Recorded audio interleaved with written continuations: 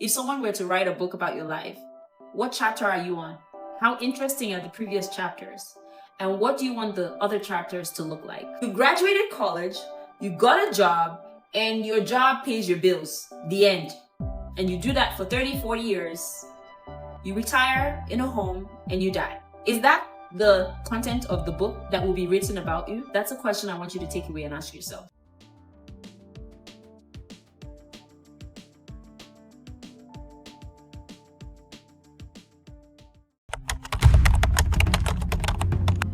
What does rich mean to you? I think it was Bob Marley. He was doing an interview when someone asked him, "Are you rich?" And he's like, "What do you mean by rich?" Be a billionaire, which means I want to have impacted 1 billion lives by the time I die. Are you in pursuit of money? Are you in pursuit of happiness? Are you in pursuit of fulfillment, or in pursuit of impact? So understand your why. Why are you doing what you're doing? A lot of us, me included, for a while, have just spent our days just doing. For you, happiness is having minimal impact, or maybe just impacting your immediate family. Then that's fine, but be aware. Choose that. A lot of us haven't even paused to figure out if we have the opportunity to make a different choice. So what you're doing right now, is it the obvious choice? Is it the expected choice? Or if you took your time to choose differently, would you be living your life differently? Just don't be on that rat race. If that's what you're choosing, be intentional about that.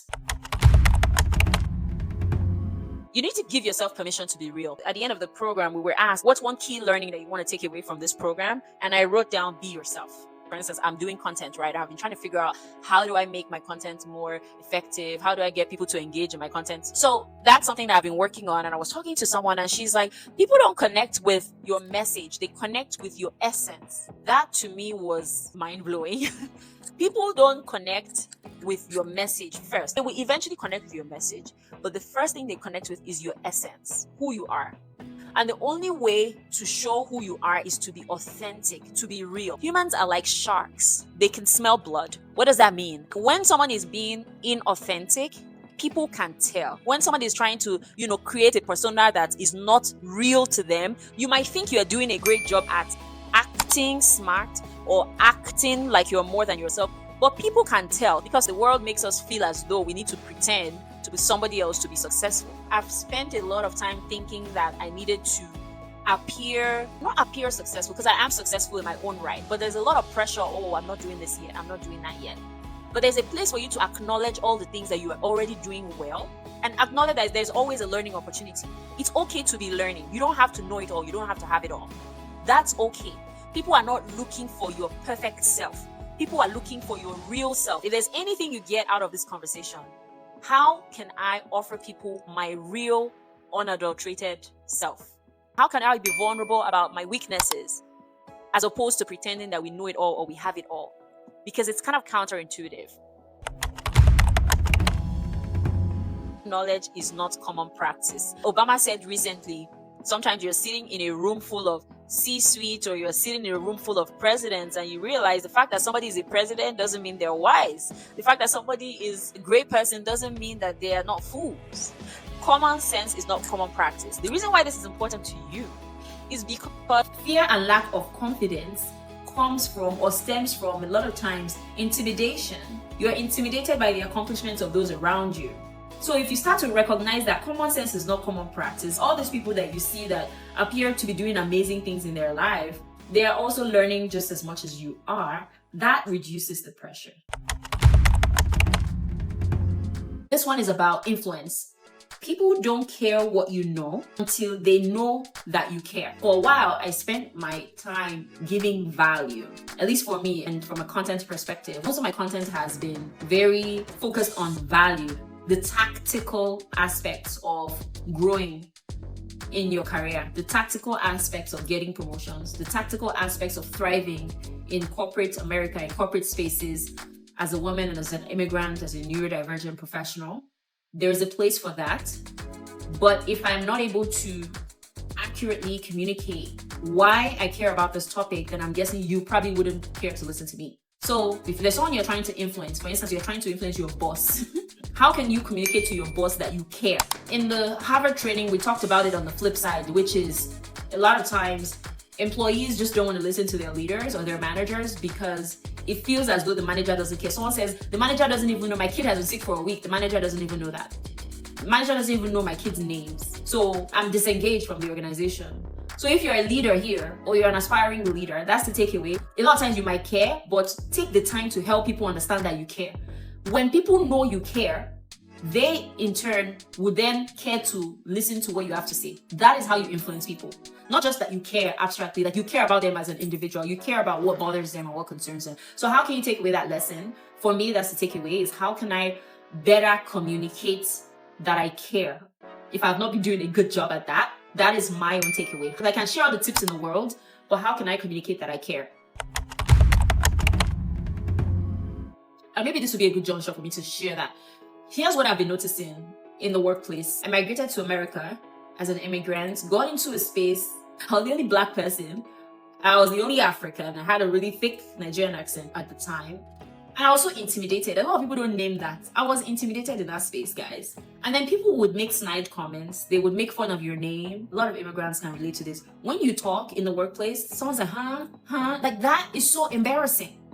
You're speaking English. From my perspective, it's like you're not even taking the time to listen closely to understand what I'm saying. Those types of behaviors over time, at least for me, it chipped away at my self-confidence, my feeling of self-worth. It's not blatant racism, if you will, but it has a negative effect, especially for someone who came here as a young person. I see this a lot with women as well, where as kids, boys are allowed to be boys. You know the old saying, boys will be boys. Okay, can girls be girls? Do girls get the same opportunity to just make mistakes and it's cool? So how have those types of experiences impacted women, immigrants, first-gen people in the workplace? Because we spend majority of our life at work. So work should be a place where you get some fulfillment. Work should not be a torture chamber. And if you go into work and you don't feel comfortable expressing yourself, you don't feel comfortable being yourself, then that to me is a miserable life, which a lot of us have been living for a while. So that is my content. That is my story. And I've gone through a lot of work to both understand how to support myself in the workplace, but also understand how to support others. I've done therapy, I've done coaching. So I spent a lot of time studying and understanding why women, immigrants, people with ADHD, neurodivergent professionals, why don't they survive in corporate America? Why don't they grow? Why don't they thrive? Why do they often feel inhibited, quiet, reserved, limited? Why do other people get promotions and we keep staying stuck in the same role? I've taken my time to understand what is contributing to that.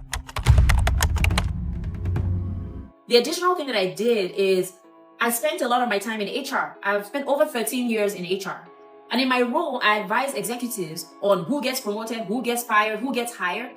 So that gave me a bird's eye view of what we can do. And I say we, if you identify with any of these groups that I'm talking about, what can we do to position ourselves for success? What can we do to elevate our careers? What can we do to create a different narrative for our future and our future generation? Yeah, you can work and die, and that's the end. But how about your kids? What legacy are you leaving for them? How can you be the start of something else, something greater for your future? So the impact to me goes beyond just you getting a promotion. If I look on a management committee, if I look at board of directors and I see a slew of immigrants, Africans, women, that to me would help me sleep well at night. Because if I know that if there's a woman on the board of directors, then she would be more likely to advocate for other women in the organization. I know that if there's a Black person or an immigrant on the management committee, or who is the president of the organization, then that person would be more likely to advocate for people like them. That to me is diversity. I know we talk a lot about diversity and it's a hot topic, but diversity to me also means access to information. A lot of us don't talk about the fact that some people have access to information that others don't.